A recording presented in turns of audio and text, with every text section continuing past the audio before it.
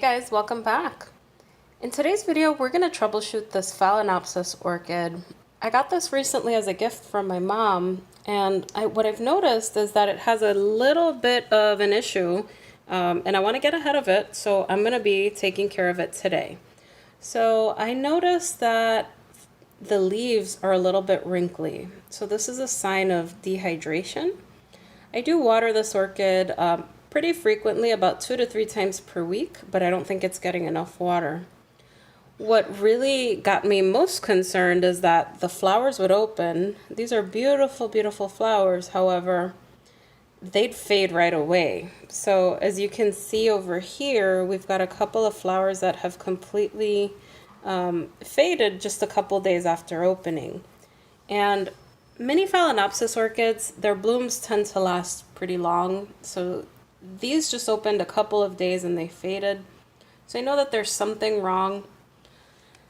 This orchid was actually mislabeled. I'll put the name of it down below. But I thought this was a different variation of Jihao's Pink Girl. But it looks a little bit different. And what I think we need to do is repot this orchid, just because I don't think the setup that it's in, I don't think it's getting enough moisture despite watering. As you can see, the roots they look very shriveled, very dry. Some of them might be dead.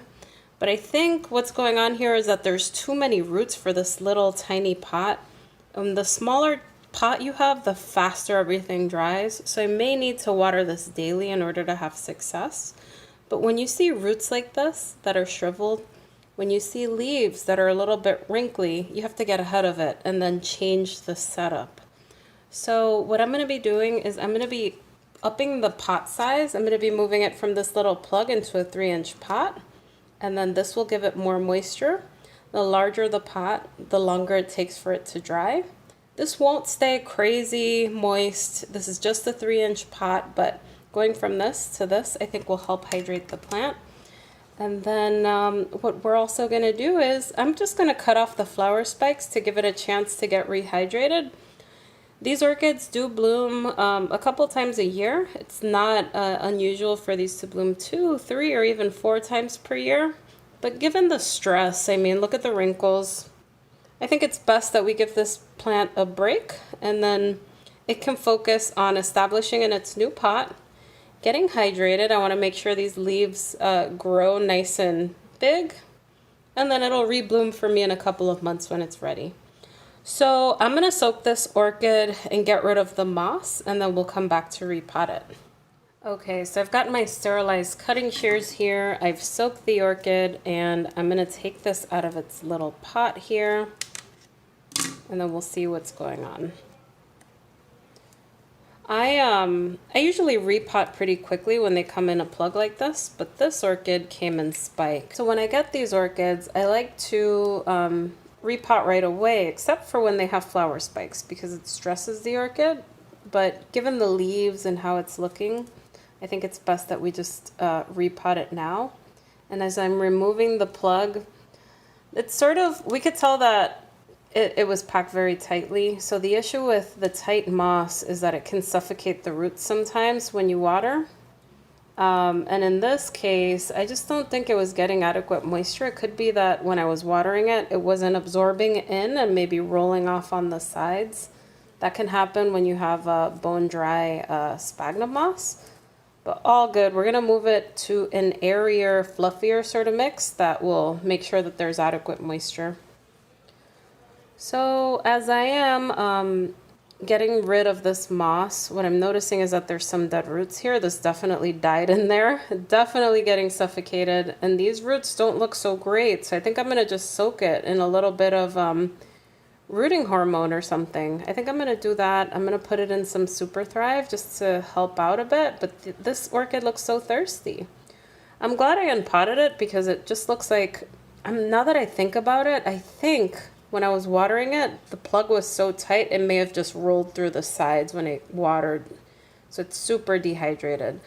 So let me get rid of the spike. These are beautiful, but we have to think of the health of the orchid above all so that we can get it to rebloom. So maybe I'll put that in some water. But I'm gonna soak this in some Super Thrive, maybe a couple drops. Well, they say a drop a cup. A cup is 4 ounces, so I'll put 2 drops in an 8-ounce cup, let it soak a couple minutes, and we'll repot it. So we're just gonna let this rehydrate a little bit. It's sitting here in 2 drops of Super Thrive. Here it is. So I just put 2 drops. I like to use it. I don't know how effective it is, but I find that my orchids are pretty happy. Once in a while, I'll just add a couple of drops of it, and I find that they're healthy. So I keep using it.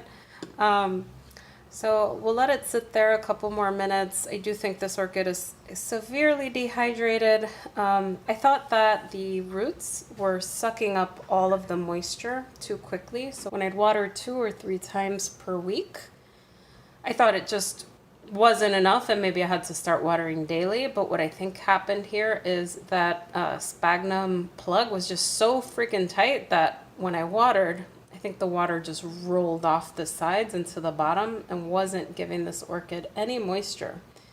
These roots are very, very brittle. I think they're viable. Some of them are dead and I'm gonna have to cut them off, but they're very brittle and it's very unfortunate because this is such a nice orchid.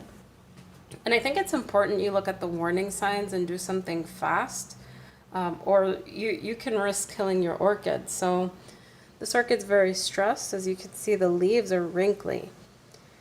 An orchid is healthy when they have more firmness to the leaves. They shouldn't be wrinkled, and this is a big sign of dehydration. Also, when you have flowers, when they open and they fade so fast, it's a sign that something's wrong. So I'm glad I repotted this. Again, I normally don't like to keep the orchids in the sphagnum plug just because issues like this can occur. It's not an ideal setup for a home environment. If you're in a greenhouse and you have very high humidity, I think that's something different. But when you're in a home environment, the humidity comes down, and when you water it, that sphagnum moss might be completely dry and never really fully absorb that water. Anyhow, we'll give this a couple more minutes and come back to repot it into a larger, more suitable pot. Okay, so it was soaking about 5 minutes. I didn't really take off too much of that moss from the roots, but I think let's start trimming off some of those dead roots. I'm going to be conservative here because a lot of these roots just don't look great at the moment. And apologies for the noise. There's a side of street cleaning truck outside sweeping. So I'm actually not getting rid of much. I just have this dead root over here, which you can see, but everything else is like very papery. I'm debating if I want to remove it. Oh, this one's dead. Yeah, this one is very hollow, so we'll just get rid of it. I'm going to be very conservative. This one is a healthy root tip, which is great, so I'm going to try to make sure that it goes down into the medium. I think that's it. I don't want to get rid of too much. I'm going to make sure all of these root tips go down into the medium. And what I'm going to do next is I'm going to rinse off the root system, just get rid of this old sphagnum moss, clean it up, and then we'll repot it. All right, her roots are clean and we're soaking her a little bit longer. I've got a 3-inch pot here and I have some fresh sphagnum moss. So what I'm going to do is I'm going to make sure that we have like a bit of a fluffy sort of setup going on here with this orchid so that we are giving it enough air around the roots, but enough so that there's moisture that can penetrate the sphagnum moss. So when you have tight sphagnum moss, as I said, sometimes it's tough because it may not absorb all of the water and it may just roll off. When you have a fluffier type of setup, then you're able to maintain more moisture, which is great. So let's see. We have it. Let me actually get rid of a little bit more moss. There we go. And then we can go around this orchid. So for a lot of these orchids I use leca, and this time I'm going to use sphagnum moss. Just keep it a little bit consistent with what it was getting because it is a little bit stressed. changing the grow method. I don't know how that'll go for these roots. I'm just going to be conservative with it. With leca, I find that these orchids tend to adapt right away, which is great, but I don't want to do that with a stressed orchid. It'll add another element of unknown, even though I think you can do it.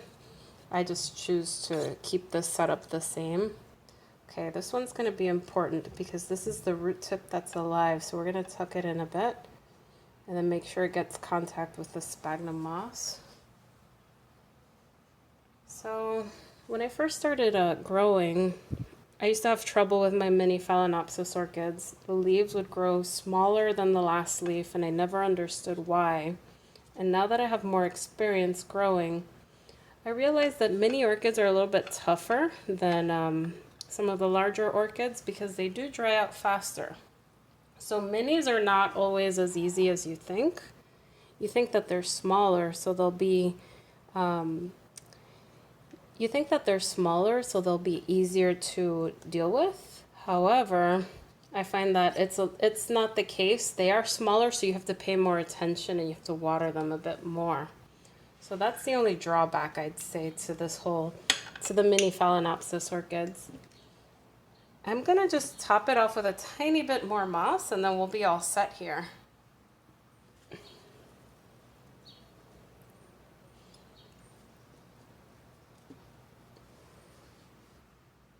All right, we are good to go. This orchid is gonna be a little bit set back. I tried to do a fluffier type of setup. I sort of went in there and started pulling some moss out, but it is a little bit denser than I had originally anticipated, and I think that'll actually be a good thing because it'll hold some more moisture. But I think this setup will help, and we'll keep it in this decorative pot. It's going to be set back, and I think we'll see success once we see this leaf start plumping up. Hopefully it will, and then that means it'll be more rehydrated, and then hopefully we'll get a new leaf. So what we're looking for ultimately with these mini Phalaenopsis orchids, or phals in general, is that they grow a leaf that's equal in size or larger in size than the previous leaf. When you start seeing a leaf that's smaller than the previous leaf, like right here, it's an indication that something's going on. Maybe it's not getting enough nutrients, maybe it's not getting enough water, but it's something that needs to be investigated. In this case, the warning signs were the wrinkled leaves, and we took action by repotting and found that it wasn't getting enough water with its old setup. I hope this new setup will mean that it's happy, so I will keep you posted on how it goes. If you like this video, guys, give it a thumbs up and then subscribe to my channel for more orchid content. I do post video on how I care for my orchids, how I troubleshoot orchids such as these, and bloom updates. Take care, everyone. Bye.